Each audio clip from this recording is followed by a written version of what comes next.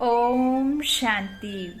आज 17/6/2022 के ईश्वरीय महावाक्य हैं। आज के महावाक्यों में निराकार शिव परमपिता परमात्मा गीता के भगवान ने कहा, मीठे बच्चे याद में रहे अपने विकर्मों की प्रायश्चित करो तो विकर्माजीत बन जाएंगे, पुराने सब हिसाब किताब चुकतू हो जाएंगे। प्रश्न है, किन बच्चों से हर बात का त्याग सहज हो जाता है? उत्तर में बाबा ने कहा, जिन बच्चों को अंदर से वैराग्य आता है वह हर बात का सहज त्याग कर लेते हैं। तुम बच्चों के अंदर अब यह इच्छाएं नहीं होनी चाहिए कि यह पहनूं, यह खाऊं, यह करूं। देह सहित सारी पुरानी दुनिया का ही त्याग करना है। बाप आए हैं तुम्हें हथेली पर वहिष्ठ देने, तो इस पुरानी दुनिया से बुद्धि योग हट जाना चाहिए। गीत है, माता ओ माता। ओम शांति। बच्चों ने अपनी माँ की महिमा सुनी। बच्चे तो बहुत हैं, समझा जाता है बरोबर बाप हैं तो जरूर माँ भी है। रचना के लिए माता जरूर होती है। भारत में माता के लिए बहुत अच्छी महिमा गाई जाती है। बड़ा मेला लगता है जगदम्बा का। कोई ना कोई प्रकार से माँ की पूजा होती है। बाप की भी होती होगी। वह जगदम्बा है तो वह जगत पिता है। जगत अम्बा साकार में है तो जगत पिता भी साकार में है। इन गुहा राज्य को परमात्मा समझाते हैं, बुद्धि से समझने की बातें हैं। इन दोनों को रचयिता ही कहेंगे। यहाँ तो साकार है ना, निराकार को ही कहा जाता है गॉड फादर। मदर फादर का राज तो समझाया गया है। छोटी माँ भी है, बड़ी माँ भी है। महिमा छोटी माँ की है, भला अडॉप्ट करते हैं। अब यहाँ किसकी बात कर रहे हैं? मम्मा बाबा की। ब्रह्मा बाबा बड़ी माँ और छोटी माँ जिनको अडॉप्ट किया है मम्मा। लेकिन बाबा कहते हैं दोनों के बारे में समझाया गया है, तो भल छोटी वाली को अडॉप्ट करते हैं, लेकिन बड़ी ब्रह्मा माँ है ना, और निराकार परमपिता परमात्मा। तो बाबा कहते हैं माँ को भी अडॉप्ट किया है तो यह बड़ी माँ हो गई, परंतु महिमा सारी छोटी माँ की है। यह भी बच्चे जानते हैं, हर एक को अपने कर्म भोग का हिसाब किताब चुकतो करना है। क्योंकि विक्रमाजीत थे, फिर रावण ने विक्रमी बना दिया है। विक्रम संबत भी है तो विक्रमाजीत संबत भी है। पहला आधा कल्प विक्रमाजीत कहेंगे, फिर आधा कल्प विक्रम संबत शुरू होता है। अभी तुम बच्चे विकर्म पर जीत पाकर विक्रमाजीत बनते हो। पाप जो हैं उनको योग बल से प्रायश्चित करते हैं। प्रायश्चित होता ही है याद से। जो बाप समझाते हैं कि बच्चे याद करो तो पापों का प्रायश्चित हो जाएगा, अर्थात कट उतर जाएगी। सिर पर पापों का बोझा बहुत है। जन्म जन्मांतर का समझाया गया है कि जो नंबर 1 में पुण्य आत्मा बनता है वही फिर नंबर 1 पाप आत्मा भी बनता है। उनको बहुत मेहनत करनी पड़ेगी, क्योंकि शिक्षक बनते हैं सिखाने के लिए तो जरूर मेहनत करनी पड़ेगी। बीमारी आदि होती है तो अपने ही कर्म कहे जाते हैं। अनेक जन्मों के विकर्म किए हैं, इस कारण भोगना होती है। इसलिए कभी भी इससे डरना नहीं है, खुशी से पास करना है, क्योंकि अपना ही किया हुआ हिसाब किताब है। प्रायश्चित होना ही है एक बाप की याद से। जब तक जीना है तब तक तुम बच्चों को ज्ञान अमृत पीना है। देखिए, एक एक्सपीरियंस आप सबके साथ में मुरली के बीच में साझा करना चाहूँगी। ईश्वर बाबा ये बात ज़रूर कहते हैं कि मेरी कृपा या मेरा आशीर्वाद ऐसा नहीं जिससे कोई बीमारी आदि ठीक हो जाए, लेकिन बाबा बहुत चतुर सुजान है। एक्चुअली बाबा की जब हम याद में रहते हैं, भल हमारे शरीर में रोग आते जाते हैं। जो हमारे पुराने हिसाब हैं विकर्मों के, वो तो चुकतू बीमारियों से भी होते हैं और भी हैं प्रॉब्लम्स जिनसे हिसाब चुकतू होने हैं। लेकिन जो बीमारी से भी एक है जो चुकतू होना है। लेकिन यदि हम जब बाबा की निरंतर याद में रहते हैं, चाहे फिर शारीरिक कष्ट कितना भी बड़ा हो, कितना भी बड़ा हो, कितना भी भयंकर हो, लेकिन जब हम बाबा बाबा कहते रहते हैं ना, तो बाबा आप उस कष्ट को क्या करते हैं, महसूस नहीं होने देते हैं। बाबा वो कष्ट भी अपने बच्चों का अपने ऊपर में ले लेते हैं। इतनी सहने की शक्ति, इतना बल बाबा हमें दे देते हैं। तो ये है बाबा की याद में रहने से, है ना। कितना भी कष्ट हो, लेकिन आपको तकलीफ वैसे नहीं होती कि आप हु करते रहें, है ना। अच्छा, तो बाबा कहते हैं इस तरह से जिसका जो है तो उसे तो भोगना ही पड़ेगा।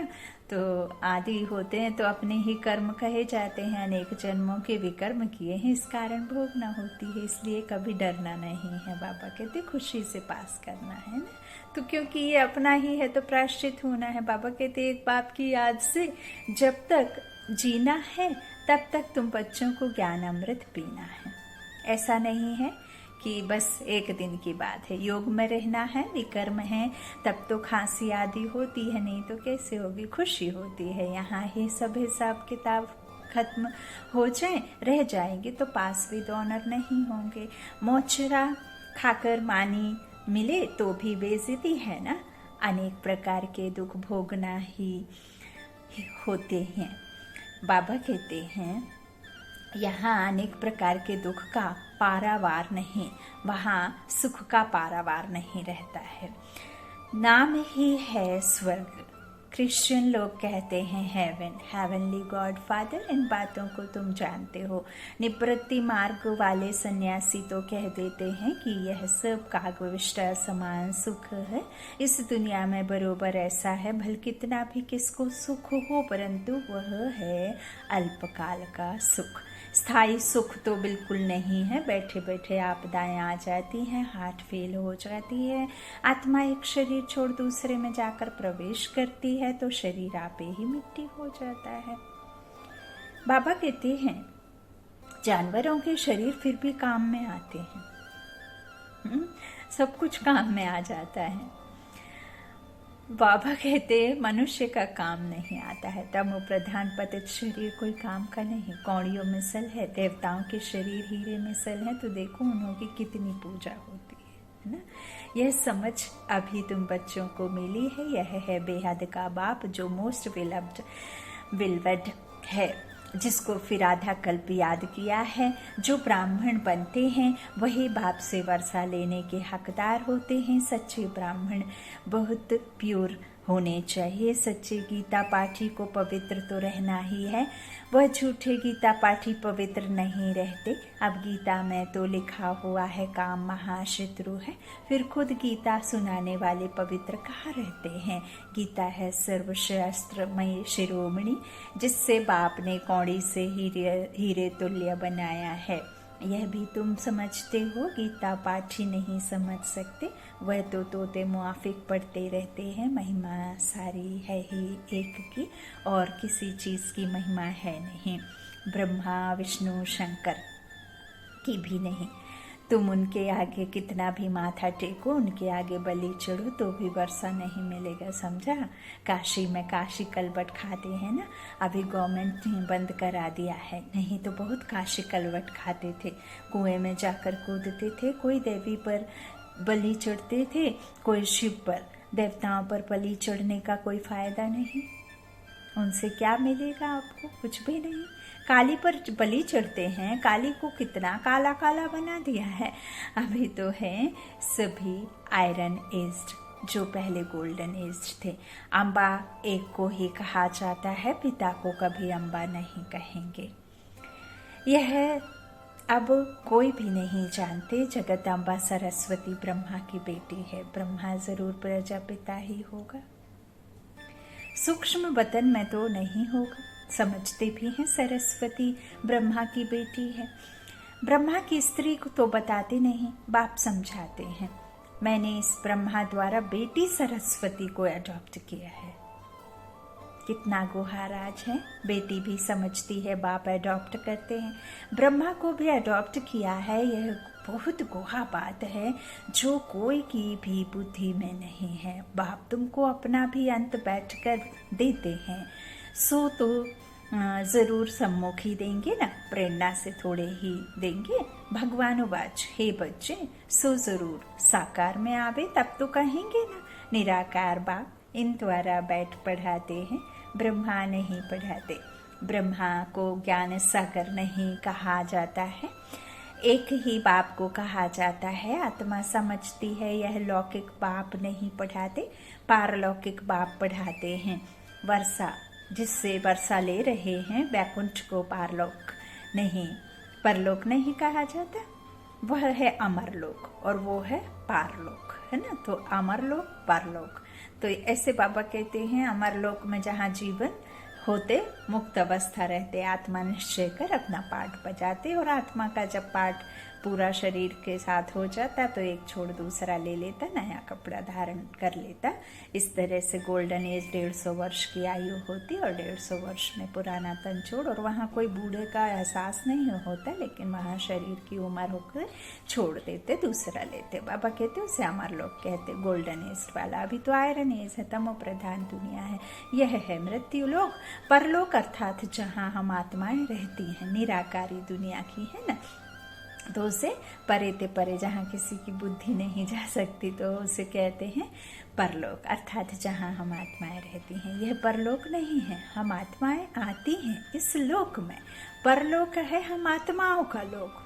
तुमने राज्य इस भारत में किया है, परलोक पर नहीं। परलोक का राजा नहीं कहेंगे, कहीं कहते हैं लोक परलोक सुहाले हो। यह है स्थूल लोक और फिर परलोक सुहाले बन जाते हैं। वही भारत बैकुंठ था, फिर बनेगा। यह है मृत्यु लोक। लोक में मनुष्य रहते हैं, कहते हैं बैकुंठ लोक में जावे। दिलवाला मंदिर में भी नीचे तपस्या में बैठे हैं, ऊपर में बैकुंठ के चित्र बनाए हैं, समझते हैं फलाना बैकुंठ पधारा। परंतु बैकुंठ तो यहाँ ही होता है, ऊपर में नहीं। आज तो यह पतित लोक है, वह फिर पावन लोक हो जाएगा। पावन लोक था, अभी पास्ट हो गया है, इसलिए कहा जाता है परलोक। समझा क्या समझा रहे हैं बाबा? परे हो गया ना। भारत स्वर्ग था, अभी नर्क है, तो स्वर्ग अभी परे हो गया ना। फिर ड्रामानुसार वाम मार्ग में जाते हैं तो स्वर्ग परे हो जाता है। नया पुराना, पुराना नया हो जाता है, इसलिए परलोक कहते हैं। अभी हम पराये देश में है ना, रावण राज्य में। हमारा राज्य अब स्थापन हो रहा है, स्थापित करा रहे हैं स्वयं परमात्मा इस ब्रह्मा के द्वारा क्रिएशन, नई दुनिया को क्रिएट कर रहे हैं ना। तो इस तरह अभी तुम कहते हो हम यहाँ आकर नई दुनिया में फिर से अपना राज्य भाग्य करेंगे। हर एक अपने लिए पुरुषार्थ करते हैं, जो करेगा सो पाएगा, सब तो नहीं करेंगे। जो पढ़ेगा लिखेगा वह होगा बैकुंठ का नवाब, अर्थात मालिक बनेंगे। तुम इस सृष्टि को सोने का बनाते हो, कहते हैं ना द्वारिका सोने की थी, फिर समुद्र के नीचे चली गई। कोई बैठी तो नहीं है जो निकालेंगे। भारत स्वर्ग था, देवताएं राज्य करते थे, अभी तो कुछ नहीं है, फिर सब कुछ सोने का बनाना पड़े। ऐसे नहीं वहां सोने के महल निकालने से निकल आएंगे, सब कुछ बनाने पड़ेंगे। नशा होना चाहिए। हम प्रिंस प्रिंसेस बन रहे हैं, यह प्रिंस प्रिंसेस बनने की कॉलेज है, वह है प्रिंस प्रिंसेस के पढ़ने की कॉलेज। तुम राजाई लेने के लिए पढ़ रहे हो, वह पास्ट जन्म में दान पुण्य करने से राजा के घर में जन्म ले प्रिंस बने हैं। वह कॉलेज कितनी अच्छी होगी, कितने अच्छे कोच आदि होंगे। टीचर के लिए भी अच्छा कोच होगा। सतयुग त्रेता में जो प्रिंस प्रिंसेस होंगे उनका कॉलेज कितना अच्छा होगा। कॉलेज में तो जाते होंगे ना, भाषा तो सीखेंगे ना। उन सतयुगी प्रिंस प्रिंसेस का कॉलेज और द्वापर के भिखारी प्रिंस प्रिंसेस का कॉलेज देखो, और कैसा साधारण है। बाबा कहते हैं 3 पैर पृथ्वी भी नहीं मिलती है। तुम जानते हो वहाँ प्रिंस कैसे जाते हैं कॉलेजेस में, वहाँ पैदल भी नहीं करना पड़ता। महल से निकले और यह एरोप्लेन उड़ा।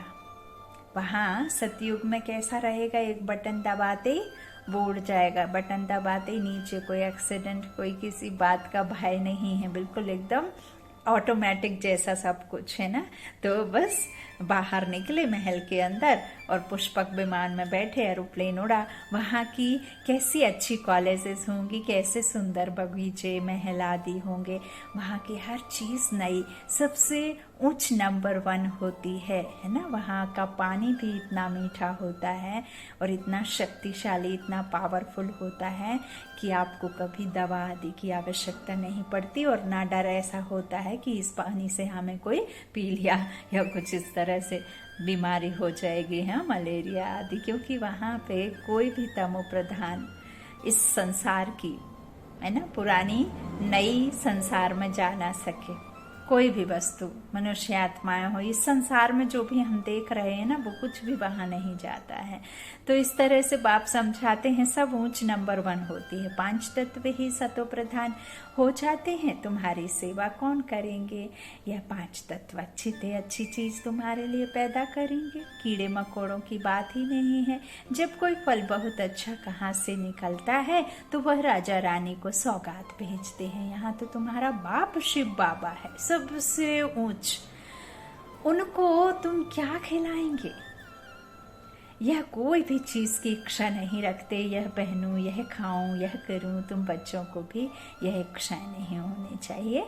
यहाँ यह सब किया तो वहाँ वह कम हो जाएगा। अभी तो चोरी, बाबा कहते हैं, यह सब करना जो भी है वह सब पाप का ही चढ़ेगा ना खाते में। तो अभी तो सारी दुनिया का त्याग करना है, देह सहित सब कुछ त्याग। वैराग्य आता है तो त्याग हो जाता है। बाबा कहते हैं, मैं तुम बच्चों को हथेली पर बहिष्त देने आया हूँ। सौगात बहिष्त लेकर आए हैं हथेली पे, है ना। तो बाबा कहते हैं, तुम जानते हो बाबा हमारा है, तो जरूर उनको याद करना पड़े। जैसे कन्या की सगाई होती है, लगन जुटती है, तो कभी नहीं कहेगी कि हम पति को याद नहीं करती, क्योंकि वह लाइफ का मेल हो जाता है। वैसे ही बाप और बच्चों का मेल होता है, परंतु माया भुला देती है। बाप कहते हैं, मुझे याद करो और वर्षे को याद करो। इसमें मुक्ति, जीवन मुक्ति आ जाती है। फिर तुमसे यह भूल क्यों हो जाता है? इसमें है बुद्धि का काम। जबान से भी कुछ बोलना नहीं होता है और निश्चय करना है। हम जानते हैं पवित्र रह पवित्र दुनिया का वर्षा लेंगे। इसमें समझने की बात है, बोलने की बात नहीं। हम बाबा के बने हैं। शिव बाबा पतितों को पावन बनाने वाला है। कहते हैं, मुझे याद करते रहो। इसका अर्थ है ही मन मना भव। उन्होंने फिर कृष्ण भगवान वाच लिख दिया है। पतित पावन तो एक ही है, सर्व का सदगति दाता एक को ही याद करना है। कहते हैं, मुझ एक बाप को भूलने के कारण कितनों को याद करते रहते हो। अभी तुम मुझे याद करो तो विक्रमाजीत राजा बन जाएंगे। विक्रमाजीत राजा और विक्रमी राजा का फर्क भी बताया ना। पूज्य से पुजारी बन जाते हैं, नीचे आना ही है। वैश्य वंश फिर शूद्र वंश। वैश्य वंशी बनना माना वाम मार्ग में आना। हिस्ट्री ज्योग्राफी तो सारी बुद्धि में है, इस पर कहानियाँ भी बहुत हैं। वहाँ मोह की भी बात नहीं रहती। बच्चे आदि बहुत मौज में रहते हैं, ऑटोमेटिक अच्छी रीति पलते हैं। दास दासियाँ तो आगे रहते ही हैं। तो अपनी तकदीर को देखो कि हम ऐसी कॉलेज में बैठे हैं जहाँ से हम भविष्य में प्रिंस प्रिंसेस बनते हैं। फर्क तो जानते हो ना, वह कलयुगी प्रिंस प्रिंसेस और वह सतयुगी प्रिंस प्रिंसेस, वह महारानी महाराजा और वह राजा रानी। भक्तों के नाम भी हैं लक्ष्मी नारायण, राधे कृष्ण। फिर उन लक्ष्मी नारायण और राधे कृष्ण की पूजा क्यों करते हैं यदि तुम्हारा ही है सब नाम? तो नाम तो एक ही है ना, तभी तो उनको पूजते हैं। हाँ, वह स्वर्ग के मालिक थे। अभी तुम जानते हो कि यह नॉलेज शास्त्रों में नहीं है। अभी तुम समझ गए हो यज्ञ तप दान पुण्य व्रत जाप ताप आदि में कोई सार नहीं है। ड्रामानुसार दुनिया को पुराना होना ही है। मनुष्य मात्र को तमो प्रधान बनना ही है। हर बात में तमो प्रधान, क्रोध लोभ सब में तमो प्रधान। हमारे टुकड़े पर इनका दखल क्यों? मारो गोली, कितनी मारा मारी करते हैं, आपस में कितना लड़ते हैं, एक दो का खून करने में भी देरी नहीं करते हैं। बच्चा समझता है कहाँ बाप मरे बरसा मिले, ऐसी तमो प्रधान दुनिया का अब विनाश होना है, होना ही है, फिर सतो प्रधान दुनिया आएगी। अच्छा, मीठी मीठी सिकी लाधे बच्चों प्रति माता पिता बाप दादा का याद प्यार और गुड मॉर्निंग। रूहानी बाप की रूहानी बच्चों को नमस्ते। हम रूहानी बच्चों की रूहानी माता पिता बाप दादा को याद प्यार और गुड मॉर्निंग। शुक्रिया बाबा, मीठे बाबा, प्यारे बाबा, सबका साथी, सबका सहारा। धारणा के लिए मुख्य सार पहला, बाबा ने कहा पुण्य आत्मा बनने के लिए याद की मेहनत करनी है, सब हिसाब किताब समाप्त कर पास विद ऑनर हो, इज्जत से जाना है, इसलिए कर्म भोग से डरना नहीं है, खुशी खुशी चुप करना है। दूसरा, सदा इसी नशे में रहना है कि हम भविष्य प्रिंस प्रिंसेस बन रहे हैं, यह है प्रिंस प्रिंसेस बनने की कॉलेज। आज वरदाता विधाता, भाग्य विधाता के वरदान बच्चों के प्रति बाबा ने कहा, अचल स्थिति द्वारा मास्टर दाता बनने वाले विश्व कल्याणकारी भव। जो अचल स्थिति वाले हैं उनके अंदर यही शुभ भावना, शुभ कामना उत्पन्न होती है कि यह भी अचल हो जाए। अचल स्थिति वालों का विशेष गुण होगा रहम दिल। मर्सीफुल कौन है? बाप है। और हम कौन है? बाप के बच्चे मास्टर मर्सीफुल, रहम दिल, है ना। जिनकी अचल स्थिति होगी तो उनका विशेष गुण होगा रहम दिल। हर आत्मा के प्रति सदा दातापन की भावना होगी। उनका विशेष टाइटल ही है विश्व कल्याणकारी। उनके अंदर किसी भी आत्मा के प्रति घृणा भाव, द्वेष भाव, ईर्ष्या भाव या ग्लानि का भाव उत्पन्न नहीं हो सकता। सदा ही कल्याण का भाव होगा। आज का स्लोगन, शांति की शक्ति ही अन्य के क्रोध अग्नि को बुझाने का साधन है। शांति की शक्ति ही अन्य के क्रोध अग्नि को बुझाने का साधन है। सामने वाला क्रोध में, आप भी क्रोध में, तो क्या होगा? दोनों आग रहेंगे तो क्या होगा? दोनों जलेंगे। और एक शांत रहेगा तो सामने वाली अग्नि को शांत करेगा। कौन करता है? शीतल अग्नि को बुझाता है पानी। तो आपको शीतल बनना है, तब तो फिर सामने वाले की अग्नि बुझेगी। अच्छा, ओम शांति। शुक्रिया बाप दादा, शुक्रिया आप सभी का, शुक्रिया।